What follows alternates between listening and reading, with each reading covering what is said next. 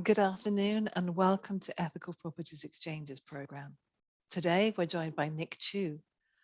With vital pollinators like bees and butterflies declining in numbers from our countryside, the expansion of towns and cities may seem like an unlikely lifeline, but people's gardens can be rich in flowers which provide much needed nectar and pollen.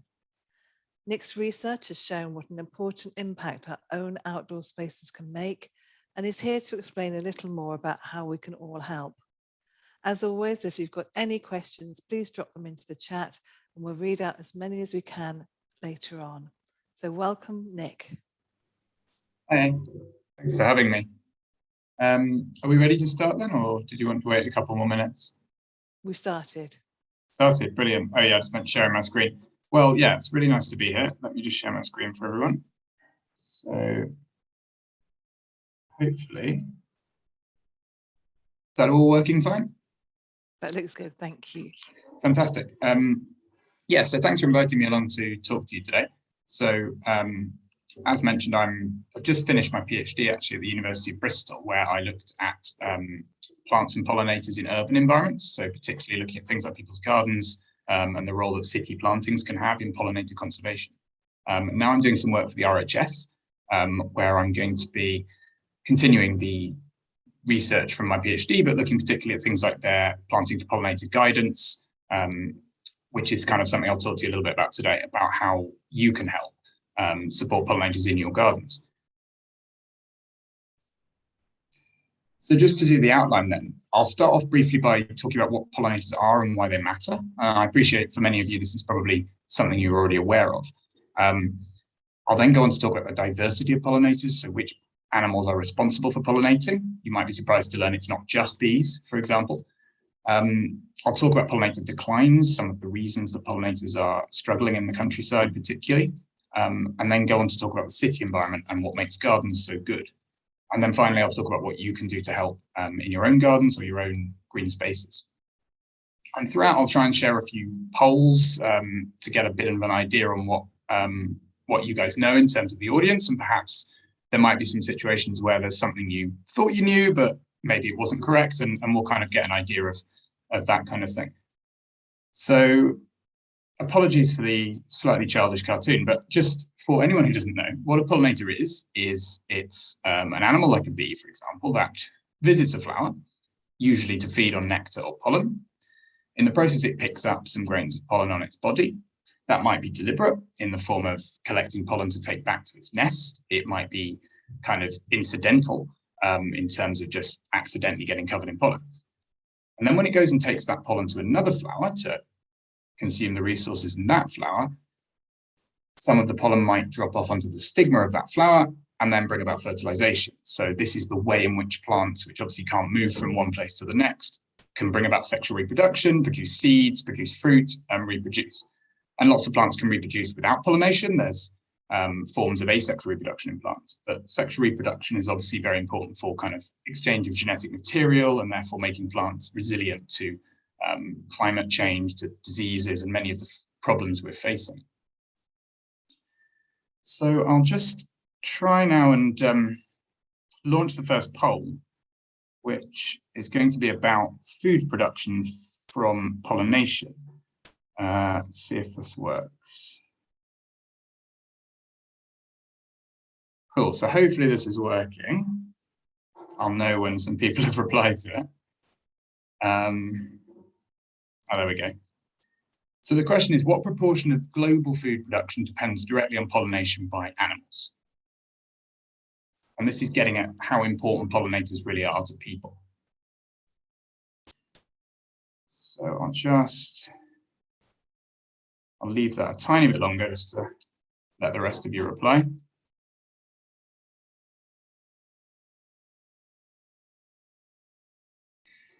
Cool, so it looks like most people are going for the kind of the top couple of values, saying pollinators are responsible for 60% or even more than 90% of all our food production. A few people down on 30%, and actually no one's put that pollinators are responsible for less than 10% of our food production. So let's end that poll. Oh, sorry. If I share the results with you, I don't think you could actually see that. There we go. So that's what I was just talking about. Most people are going at the kind of top end. Okay, so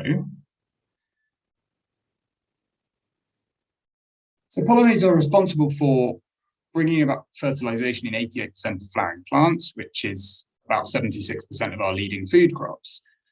And they depend on pollinators to some degree. So things are never that simple in nature. And this is quite an important kind of caveat, I guess. To some degree means there are plants which can reproduce. Sorry, I accidentally muted myself. So for a lot of our food crops, like strawberries or apples, for example, pollination brings about an increase in yield. So that fruit might be larger, it might be higher in sugar content, of better quality in some way. But often you can still produce these foods without pollination. For some, like vanilla, chocolate, kiwi, and watermelon, pollinators are viewed as essential. So if you took pollinators away, you get more than a 90% reduction in the kind of yield of that crop. For some, like tomatoes and peppers and oranges, it's actually pollination's of relatively little importance. And then there's quite a lot in this middle category. So if you've ever tried growing tomatoes, for example, indoors where there are no bees visiting, you will still get tomatoes, but they're often not going to be as large or as nutritious or as rich in sugar and as sweet as if you have pollinators. So this brings us on to the first myth, which is that we need pollinators directly for all or even for most of our food. So you'll see a lot of people talk about things like no bees, no food, no life. The reality is, if you're looking at food in terms of quantity, most of our food is not pollinator dependent. So our top 5 crops by global production are sugarcane, maize, rice, wheat, which are all wind-pollinated grass crops, and potatoes, which you're eating the tuber of potatoes, so you're not eating a fruit or a seed. And actually, the latest estimates are that pollinators are only directly responsible for between about 5 and 8% of our food supply. So actually, the answer to that poll was less than 10%, which quite understandably, no one got, because we're being told sort of every day how incredibly important pollinators are. And they are, but I think it's important that we understand the nuance of what they matter for and what they don't. So if we took pollinator-dependent fruit crops out of our diet, we would lose a lot of the diversity and nutrition in our diet, which would have serious health consequences, particularly for people in the developing world, where they're much more dependent on fruits and vegetables for nutrition. They don't have access to tablets and that kind of thing. And of course, pollinators are dependent for a lot of important for a lot of other things. So timber crops and fodder crops and biofuel and medicines from plants. So pollinators are incredibly important, but at least in a direct sense, in terms of the foods that we eat, not 90% of our food, not even 50% of our food. So that takes us on now to pollinator diversity. So which animals are responsible for pollinating? And you'll all have heard of bees, and probably particularly of honeybees. You've probably also heard of butterflies pollinating. You may not have heard of hoverflies or beetles in a pollinating capacity. But then in the Americas, you have hummingbirds, bats in some situations, even lemurs in Madagascar, or geckos on a few oceanic islands. So there's actually a whole array of different things that pollinate. But the vast, vast majority of them are insects. So 99% of the 350,000 estimated species of pollinator are belonging to just 4 insect orders. So the taxonomic term. So that's the butterflies and the moths, beetles, bees and wasps, and flies. They're kind of the big 4. So I will launch the second poll now. Had a bit of practice at this, so hopefully it'll work better. Here we go. So the second poll, the question is, how many insect pollinated species do we have in the UK? The options are 100, 500, 1,500, or 5,000.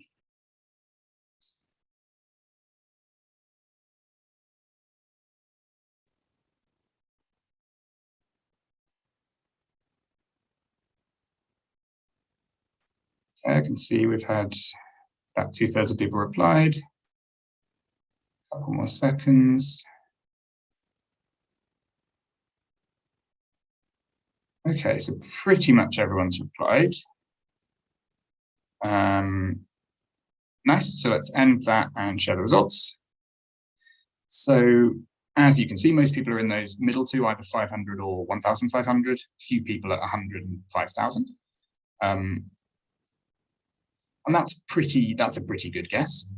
The real number is at the moment about 1,500 that we know of, but the reality is these are ones that have confirmed to pollinate. So I think the reality is it might be 3,000-4,000, so it might be closer to that 5,000 figure. And this gets at the fact that it's not always a simple binary, that species is a pollinator and that species isn't. In theory, if a mouse walked over a daisy and a little bit of pollen stuck to its fur and then it walked over another one and that pollen came off, you could call it a pollinator, but we tend to think of animals that are doing it regularly during their day-to-day activities of visiting flowers that we might refer to as pollinators. But obviously there's a huge diversity there's a huge range of how good different species are at pollinating. Some might be doing it incidentally from time to time, and others might, like bees, be doing it very, very regularly. And of our 1,500 pollinator species, about 275 are bees. So they're a decent chunk, but they're by no means, at least by species, the most kind of significant group. Moths and flies have much larger numbers. Which takes us on to the second myth, that bees or even honeybees are the only pollinators. So at least by diversity, bees are actually around 5% of all our pollinator species globally, around 20,000 species or so. They are disproportionately important. So because their larvae feed on nectar and pollen as well as the adults, which is quite rare among other animals, that means they end up visiting flowers a huge amount and collecting a huge amount of pollen to feed their larvae. So because of that, they do visit a lot of flowers, they do bring about a lot of pollination. But by no means are they the only group of pollinators.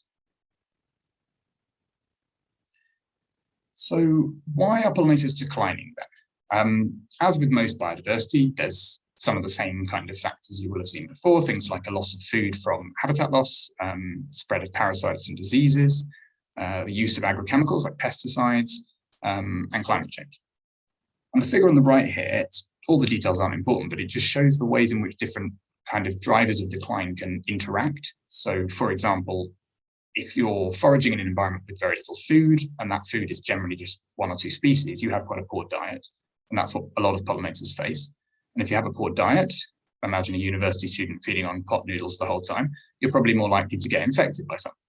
And if you get infected by something, you need to have an immune response, and that is costly in terms of energy, so you need to get more food in you. So it becomes a sort of positive feedback, or negative in this sense, but a feedback loop that spirals out of control, where the pollinators face essentially a much, much bleaker picture because of the ways these factors interact.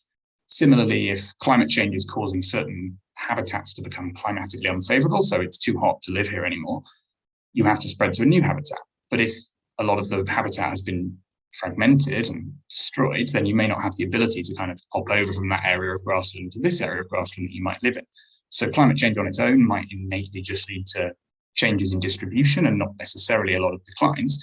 But if you combine it with habitat fragmentation, then you can get big declines. But what this does mean is it can be quite hard to say, why is this going extinct? Why is this one population suffering? Because it's a whole array of different things. Just one more example. Pesticides are often tested on a single pesticide on a single bee.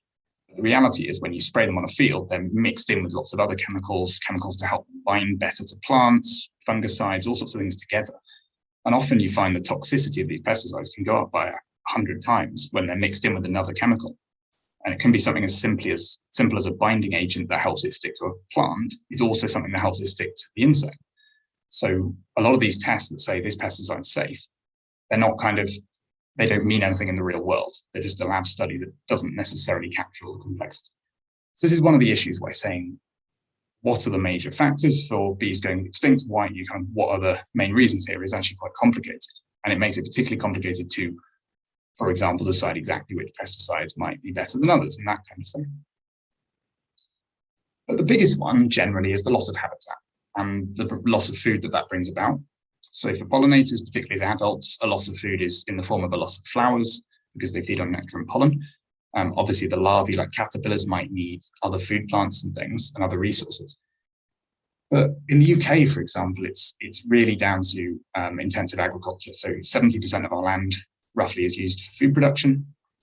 And these traditional low-intensity methods that you see in the pictures here that leave a lot of space for wildflowers and for larval food plants, for nest sites, they've just kind of largely gone from the countryside, and now we see a lot more of this. So we see monocultures of grass crops in pasture, in wheat fields.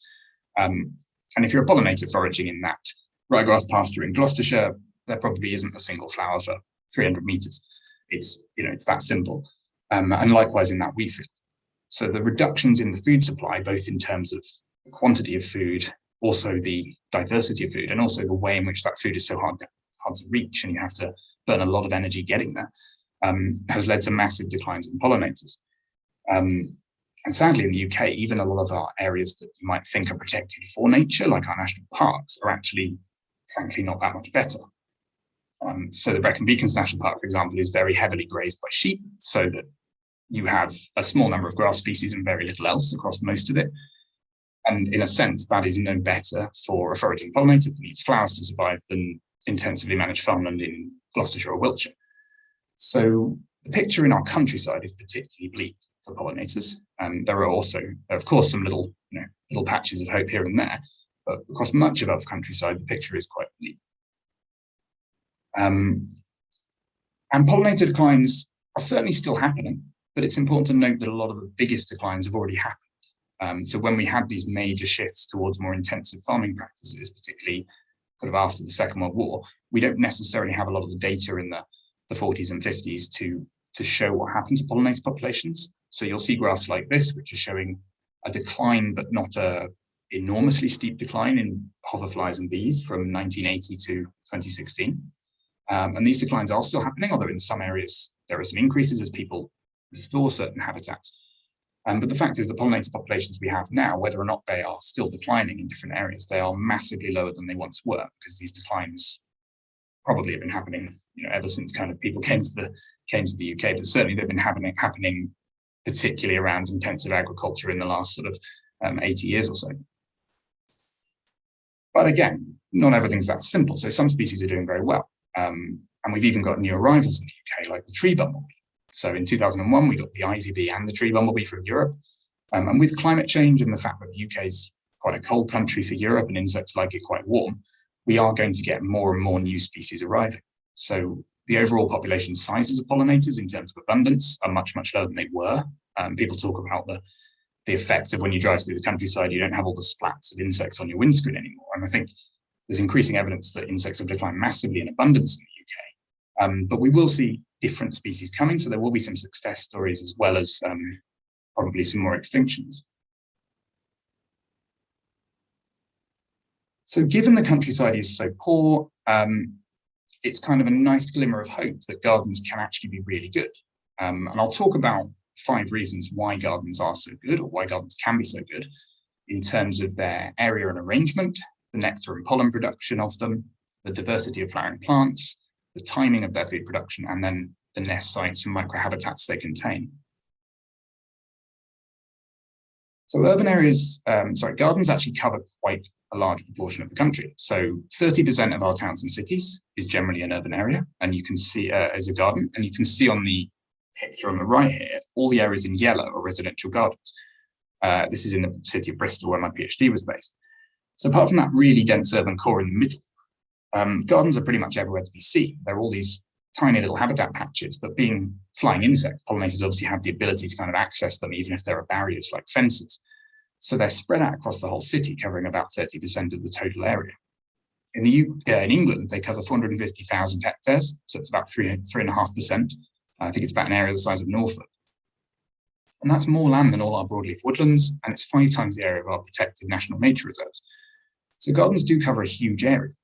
They obviously have a very weird sort of arrangement in that there's many, many small ones that are managed by different people rather than large areas managed by single people.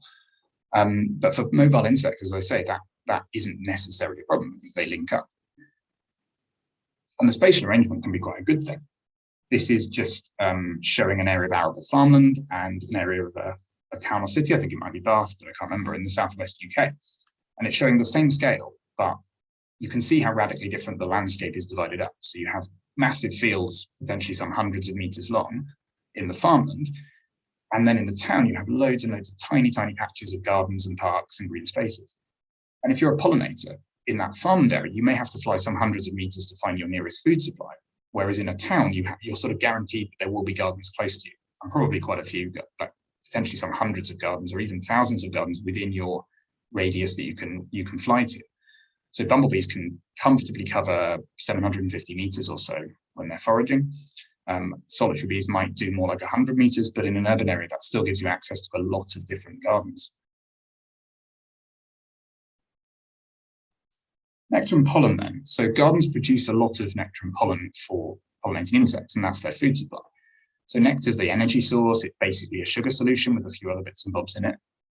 Pollen's more of a complex nutritional resource. So it's proteins, it's vitamins, it's lipids, it's all sorts of other things they need, particularly for growth and development.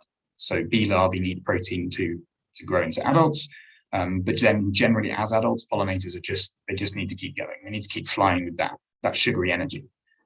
So some work from my PhD was looking at the nectar supply of gardens, and it found that across 4 UK cities, gardens were the best along with allotments in terms of the amount of nectar per unit area, per square meter, if you like.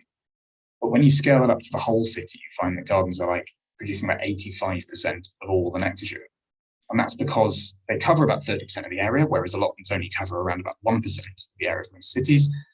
And areas like parks and other green spaces, these sort of typically short-mown kind of grasslands, like playing fields and areas of grassland in front of flats, that kind of thing. Together, they cover a similar area to gardens, but they're much, much less rich in nectar and pollen at a kind of square meter level.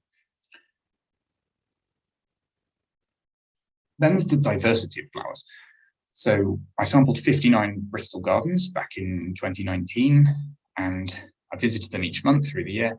And in total, I recorded 636 plant species flowering. Only 3% of them were found in half of the gardens, and nearly a third were found in just one garden. Not the same garden, obviously, but just a single garden. So what that shows is you have what ecologists like to call turnover. From one garden to the next, you have a different component set of species. And if you imagine going out into the countryside and you look at a hedgerow on a farm, and then you go and look at a hedgerow on another bit of the farm, the vast majority of the species will be the same. So it's this incredible turnover you get when you go from one garden to the next. You get a different suite of species, and that's basically because when you go to the garden centre, there's thousands of things out there, and people aren't all buying the same stuff. So sure, there are a few common ones, daffodils and primroses and what have you, but there's so many different plants out there to choose from, both native and non-native. You get a diversity in gardens that is just unnaturally high. And diversity is important because pollinators need a balanced diet. So just like in people, but also certain pollinators specialize on different plants. So by providing with a lot of options, you're more likely to encourage one that specializes on that particular plant. And there's also issues with access for flowers. So deep tubular flowers are only available to long-tongued pollinators. And there's quite a lot of different flower shapes to suit different insects. So providing a lot of different choices means you're going to be able to provide food for the widest array of insects possible. And as I say, this diversity you get in gardens of flowering plant species is actually much higher than you get in the sort of semi-natural habitats. So a nearby nature reserve near Bristol contains 130 recorded vascular flowering plant species in 126 hectares, compared with 636 in 1 hectare, less than 1 hectare of gardens I recorded. That's not to say the gardens are better in some way necessarily, because of course some of these plants are probably a bit useless to some of our native insects. Some of these plants are very heavily bred, and some of these plants are just present as a single individual. But you do get a diversity that's it's more on a par with something you might see in the tropical rainforests. And that brings me on to the timing of food production. So pollinators need food ideally from sort of February, March through to October, November. Some species, particularly the buff-tailed bumblebee, will actually keep going into the winter when it has available food. So that photo is a buff-tailed bumblebee on a Mahonia in my parents' garden in Kent. And every Christmas I go, there's always one foraging on round about Christmas Day. So pollinators need food throughout the year. But in the countryside, you have quite boom and bust cycles. So you generally don't have a lot of food very early or late in the year. If you go for a walk in the countryside in March, for example, you won't see very much in flower. And even through the year, you have big highs and then troughs. Whereas gardens, at least in combination with each other, provide actually a very stable and continuous supply of food. So an individual garden might have a shrub that makes it peak in March, another one might peak in October, another one might peak in summer. But when you average across many gardens, which pollinators can do because they can fly to many, many gardens, you tend to get quite a stable, continuous supply. So the graph I've included here shows woodland, you've got this real kind of spring spike in flowering plants, I think it was wild garlic in this case, but it could have been bluebells.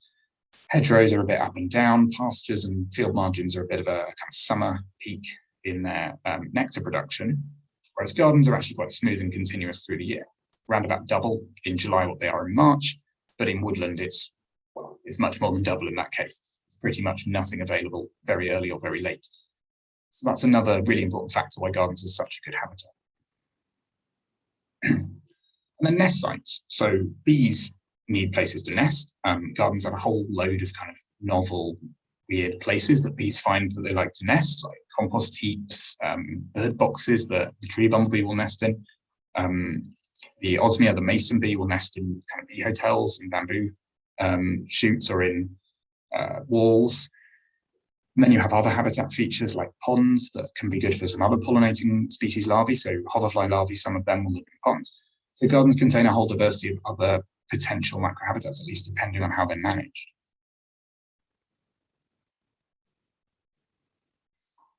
What can you do to help?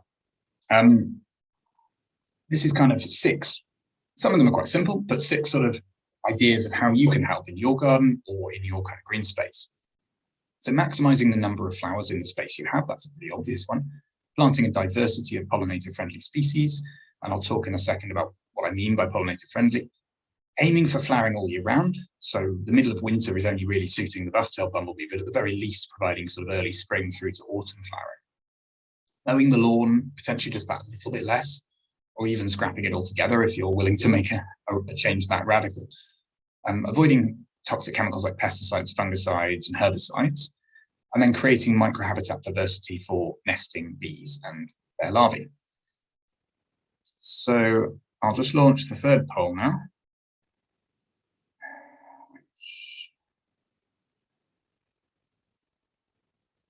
Cool, so the third poll is around keeping honeybees. So how does keeping a hive of honeybees help to reverse wild pollinator declines?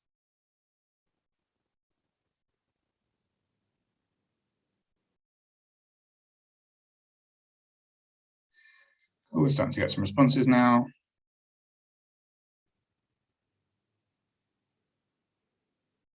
About half of people have answered, so I'll just give it another few seconds.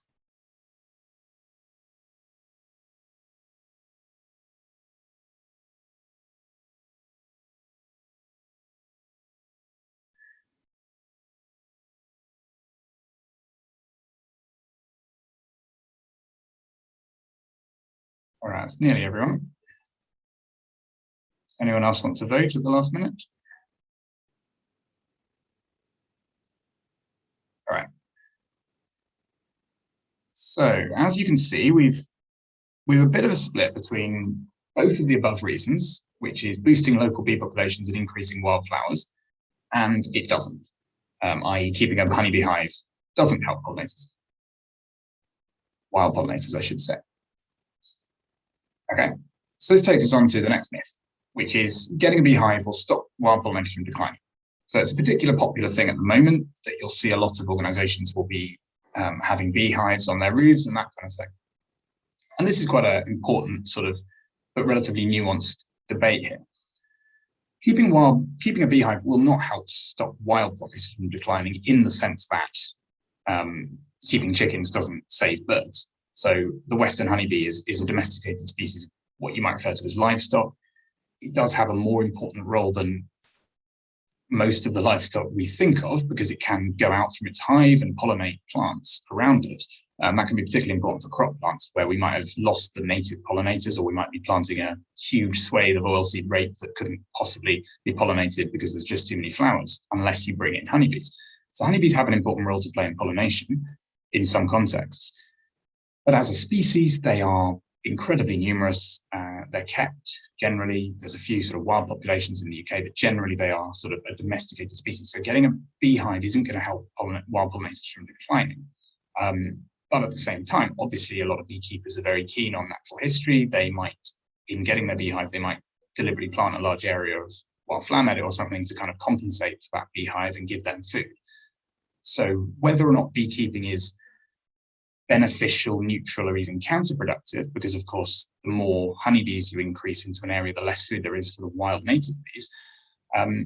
Whether it's beneficial, negative, or even counterproductive really depends on the situation. there's parts of London where there just are simply too many beehives in the area, and there isn't really enough food around to support them. So then that potentially has knock-on effects to the wild pollinators. But there might be other situations where keeping a beehive in a very flower-rich environment, especially if you're going to compensate by increasing the number of flowers you plant, certainly doesn't do any harm. But it's important to know what keeping bees does and what keeping bees doesn't do. So in terms of how you can help in your garden, so one thing is just packing as many flowers in as you can. This is quite an extreme example, of course, between these two gardens. And if you can, avoiding areas of decking and artificial grass and paving and all that kind of stuff is clearly much to be designed for pollinators, because there's a lot more food available in that garden on the right. But obviously gardens have multiple functions for people, and you might need an area of decking for your barbecue, or you might need a large area of shortcut lawn to sit out on in the summer. So it's about finding that compromise, that if you have got an area that's relatively devoid of flowers, can you kind of compensate by having a really flower-rich border or a shrub? And you don't need a big space to pack a lot of flowers in. So shrubs are a fantastic way of packing a load of flowers in a three-dimensional structure into quite a small space. You can add pots around the edge of your garden, even if you're renting. So there's lots of different options there. In the study I did at 59 Bristol Gardens, I found that there wasn't a correlation between nectar production and the size of a garden. So bigger gardens didn't actually produce more nectar.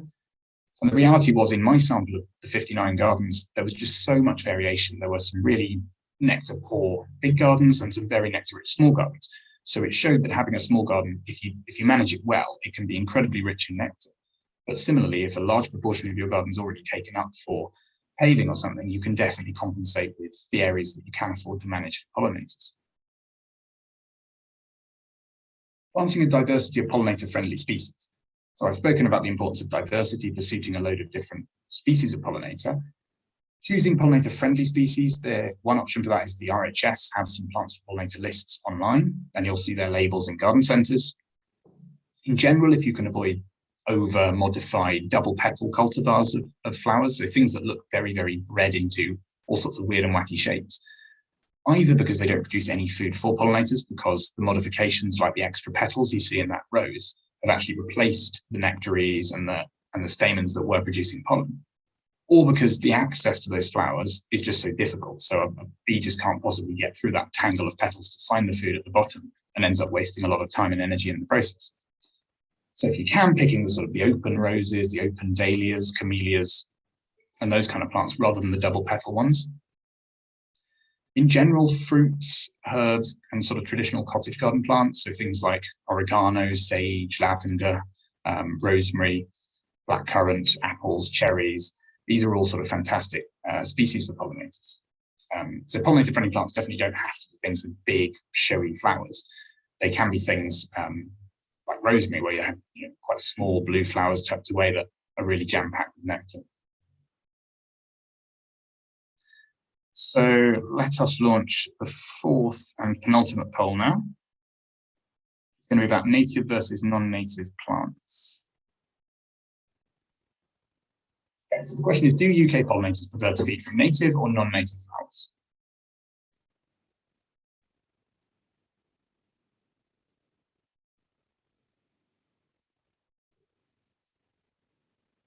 I'm not actually sure. I don't know if you can see all the whole answer to number 3.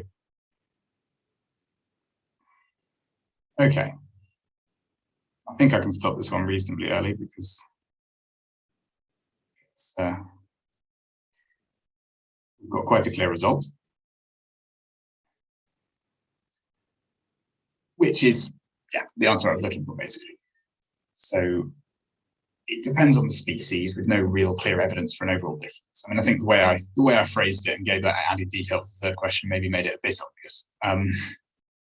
Oh, sorry. I don't think I shared. Did I share? Oh, yeah. There we go. Right. Sorry. First time I've used polls. Cool. So the myth is you need to plant native species. And the answer is, well, some pollinators do prefer native species, but actually many really don't mind. There's a lot of kind of nuance and complication here.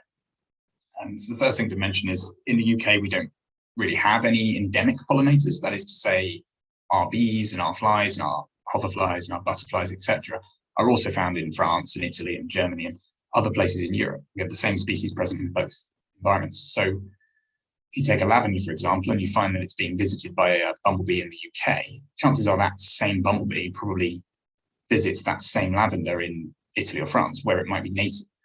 So the idea of drawing these distinctions between this plant is from this place and this plant is not becomes quite arbitrary in Europe, particularly where you have this sort of we have this situation where the UK has a sort of subset of the plants and insects that the rest of Europe has, because we're an island and because we're reasonably cold in compared to other places.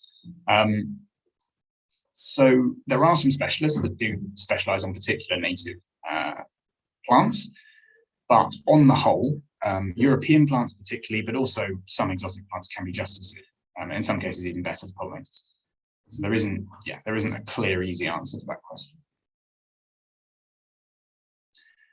On to the seasonal impact. So year-round flowering I've mentioned before, and these are just some examples of some good spring, summer, autumn, and winter bets. So this might be something you might want to look at afterwards rather than just having a big listy slide here. But in spring, flowering currant, grape hyacinth, pyrrhus, willows, cherries, pulmonaria. There are a few really good nectar-rich species. In the summer, bellflowers or campanulas, geranium, hardy geranium, I should say, not the kind of the tender geranium or pelargonium as it's known scientifically, but hardy geranium, lavender, honeysuckle, firethorn, or pyracantha, and thyme, for example, but many other options that could have got in there. Ivy, oregano, echinacea, sedum, verbena, salvia for autumn. One thing to mention in autumn is that I found from my data that the vast majority of nectar, about 80%, is produced by quite long tubular flowers in autumn. So that's shifted from more like 50-60% earlier in the year. And that's particularly fuchsia and salvia and crocosmia. And these have quite deep tubes that only really some of the bumblebees and some of the butterflies can get at. So ivy, oregano, echinacea, and sedum, for example, have very open flowers. And that means if you're a short-tongued pollinator like a solitary bee or a hoverfly, you have access to that food, and it's not out of your reach. So it's important in autumn to think about, have I got flowers in my garden that are suiting pollinators beyond just bumblebees? And then in the winter, it's mostly the buttertail bumblebee and some honeybees that all keep going. Japanese mahonia, sweet box, which also has a gorgeous scent, and winter's honeysuckle as well. The strawberry tree, and then into the sort of early spring, late winter, crocuses and hellebores. There's some really good options. Lawns is a sort of a really important factor because these do cover a large proportion of people's gardens, often the majority of a back garden. First question to ask is, do I really need a lawn? Particularly if you're talking about your front garden. So this front garden in the photo here was next to a front garden that's completely covered in lawn. And clearly it's obvious where you'd rather be if you're a foraging pollinator. Of course, there's more management involved, more gardening involved in this front garden, but there is certainly a question of if I'm not using this lawn for playing football with my kids or for sitting out in the summer or what have you, if I'm never using my front garden lawn, can I let it become, can I plant some shrubs or can I let it grow up a bit? Can I manage it differently? But even a relatively small difference in mowing can make a massive difference to your lawn. So I quite like this middle photo that I took between a lawn that looks like it was mown very recently and one that's not that much longer, still has the same sort of utility value potentially in terms of if you might want to use that lawn for drying your washing or what have you. But if you're a pollinator, it's pretty clear which one you prefer because there's a lot more flowers in the one on the left. And some even quite short lawns, like the one on the far left, which shows birds for trefoil, daisy, red clover, they can be incredibly rich for pollinators in comparison to what you see on the right, which is a sort of quite a standard shortcut, probably quite heavily fertilized lawn that is just grasses.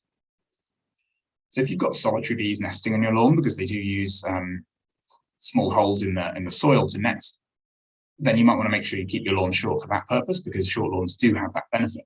But on the whole, letting at least some areas of your lawn grow a bit taller and therefore flowers have the opportunity to bloom makes a massive difference without necessarily making a sort of radical difference to your ability to use that lawn. If you want to go one step further, you can, of course, create a little wildflower meadow just by letting the grass grow long or potentially by sowing some seeds. If you mow around these, you can create little sort of islands of wildflowers so you don't let the whole garden necessarily get taken over. And these can be really good, but at the same time, you don't have to do that. Just mowing every 3 weeks instead of every week or two can make quite a big difference for pollinators.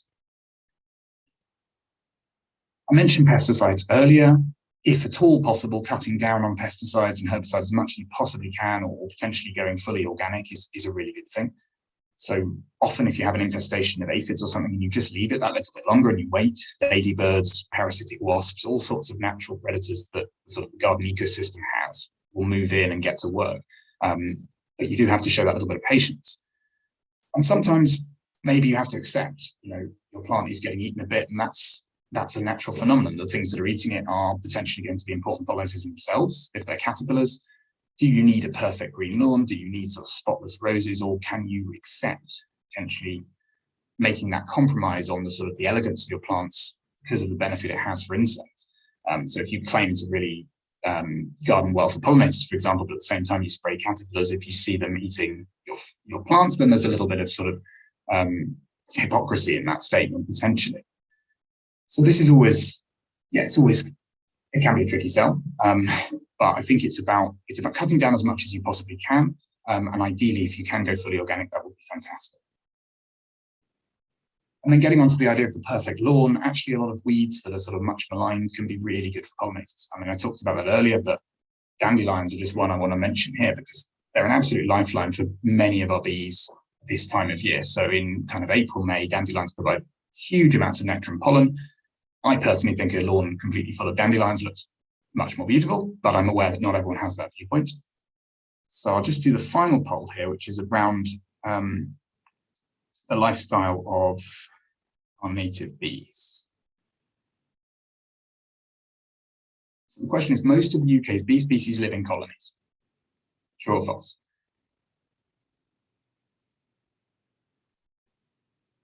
Nice, we're already at 2/3. People have responded.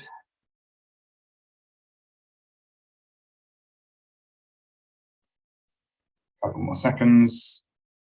Okay, we've got a reasonably clear winner. So whether I would have got the same response to this question at the very beginning, I don't know, or whether it's the fact that I've talked about solitary bees so much.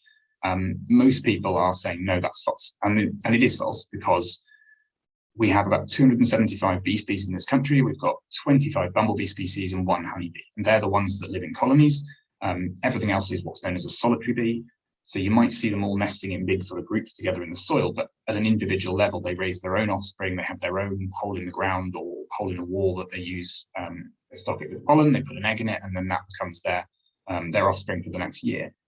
And these are just 3 examples of different solitary bee species on the dandelion. The one in the middle, particularly, many people probably wouldn't even think it was a bee. The overlap between what's a bee and what's a flower, what's a wasp, unless you really get your eye in, can be quite high. So there's a huge diversity out there, with only a relatively small fraction of our bees being those standard nest bees or hive bees with queens and workers.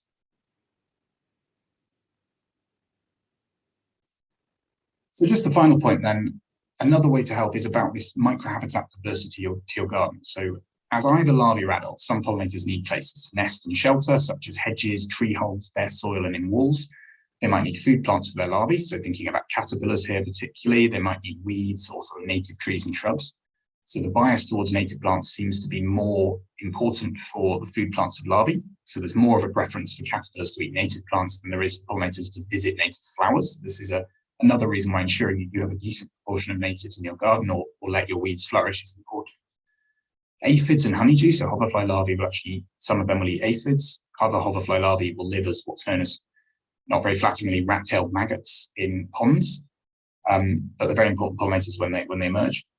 And having dead wood, so potentially tree stumps or log piles, or even rotting fruit for wasps. So believe it or not, wasps are actually important pollinators, and they carry out other important functions as well.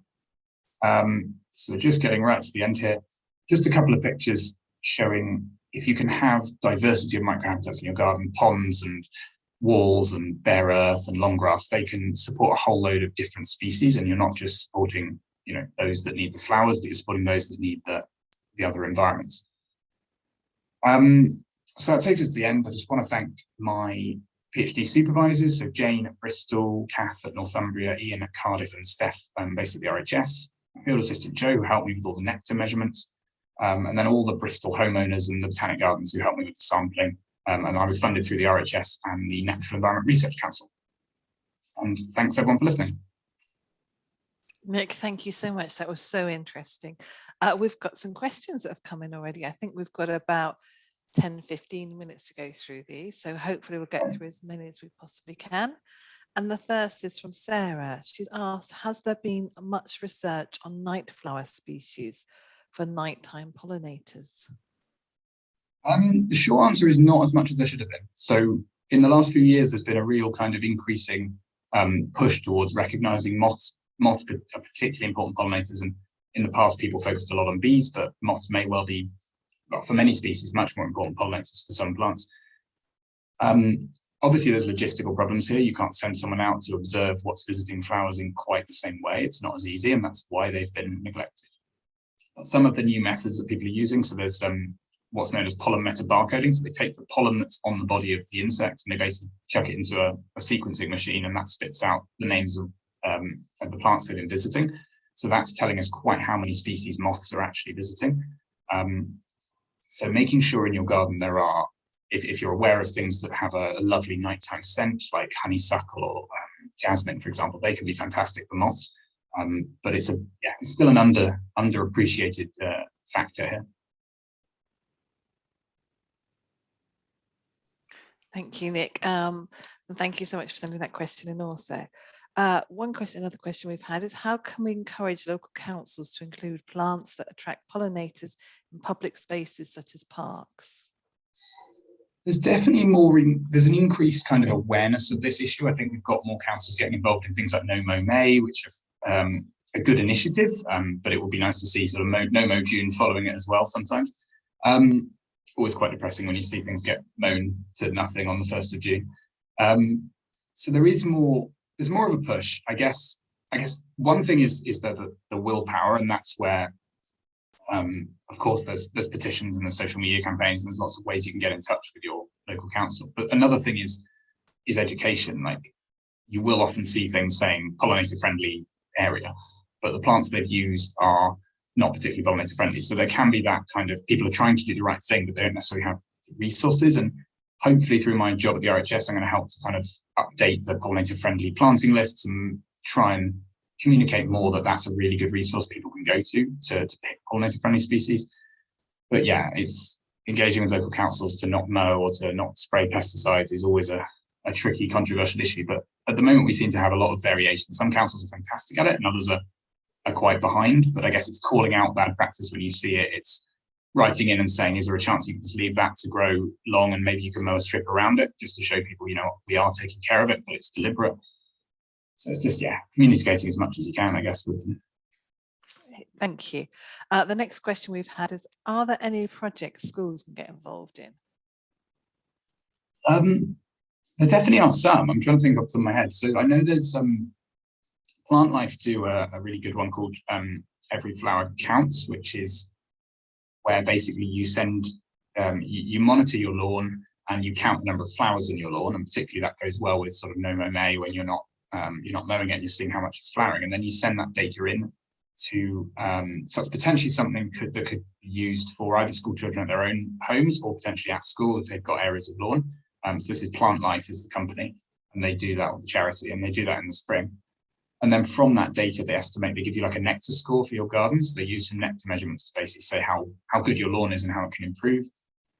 But you certainly see a lot of schools and sort of local community centres getting involved with little, veg gardens and pollinator gardens. And if there is any opportunity to do that in your school, then that's always a fantastic thing.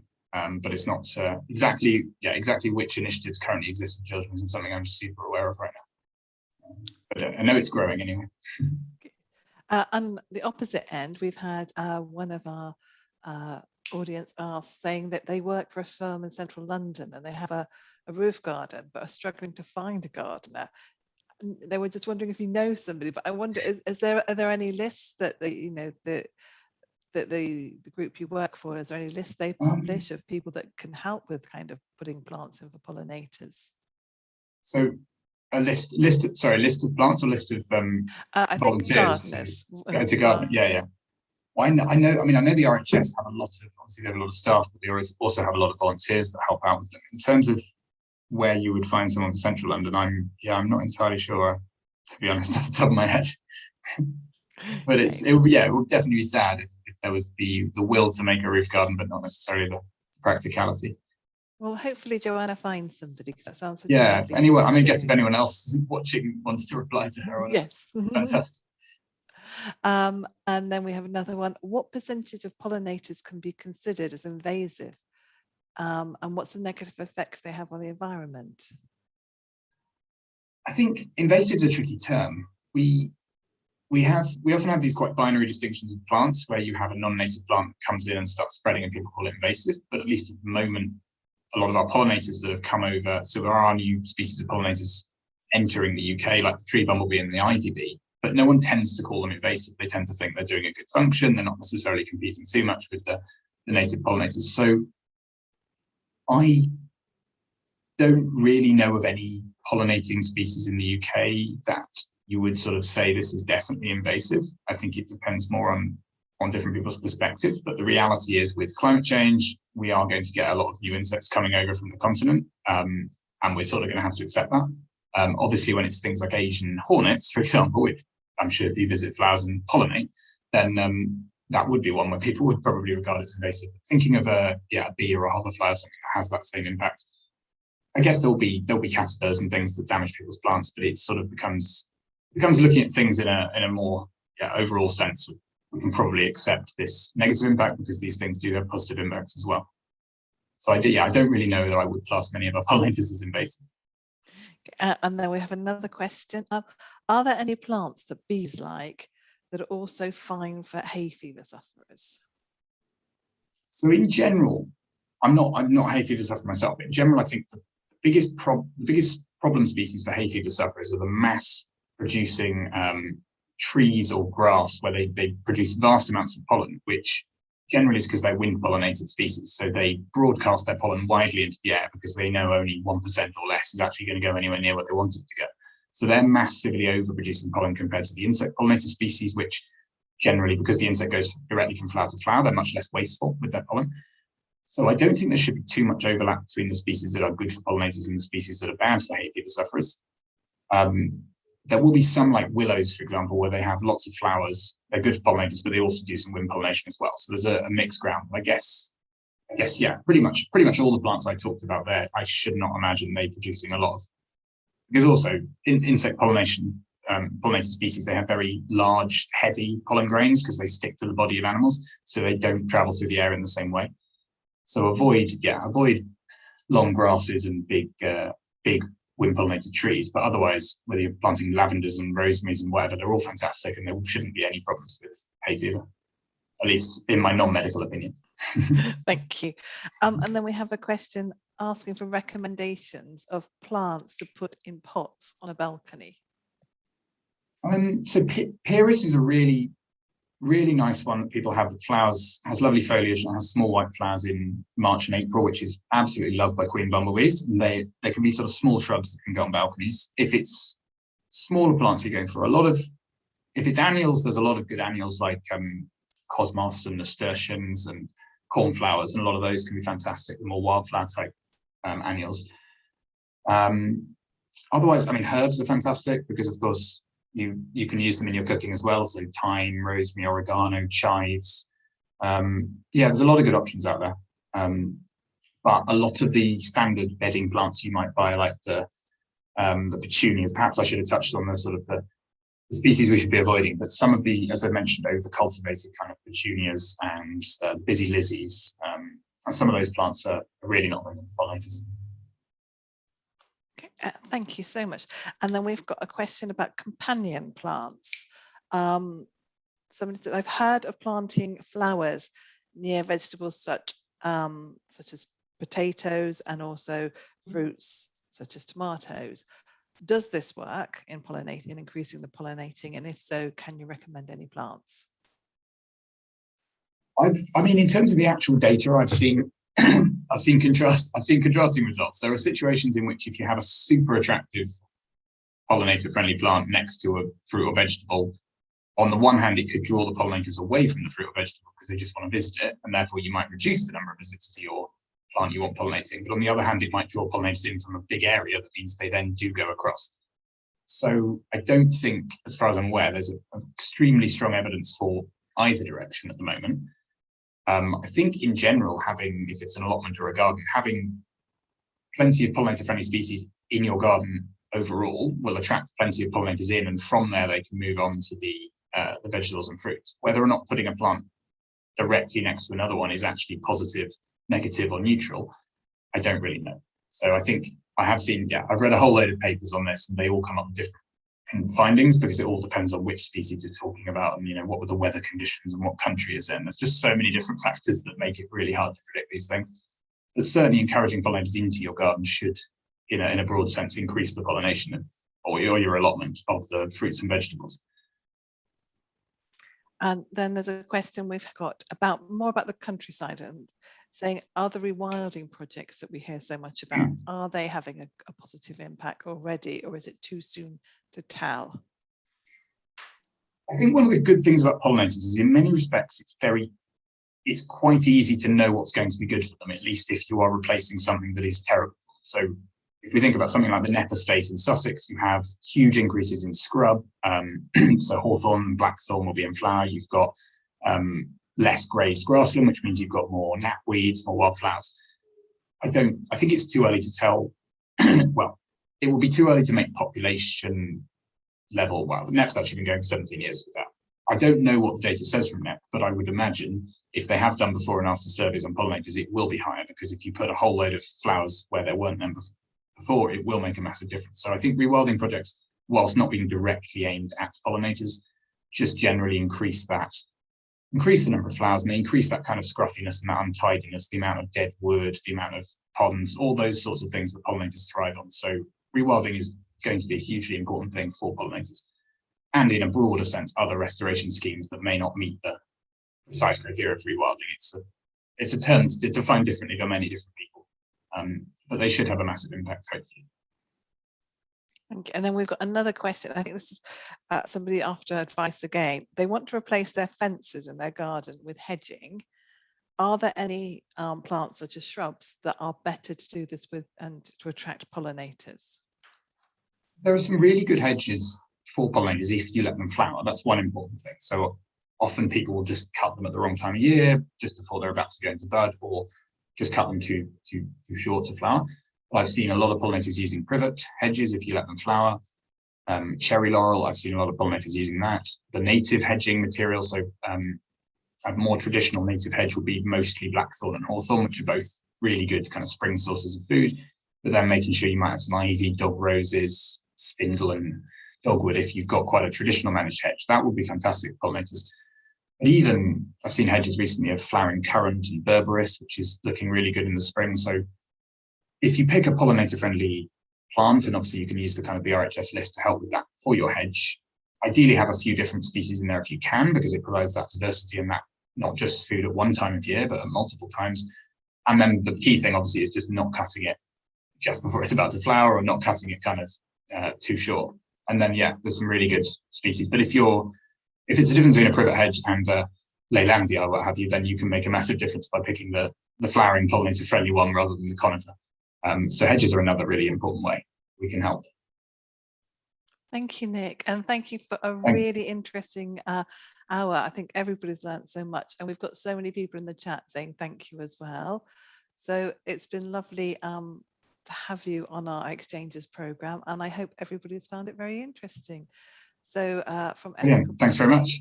We want to say thank you and goodbye, and we'll send out details of our next one very shortly. Bye. Thanks for all the nice questions as well. Cheers.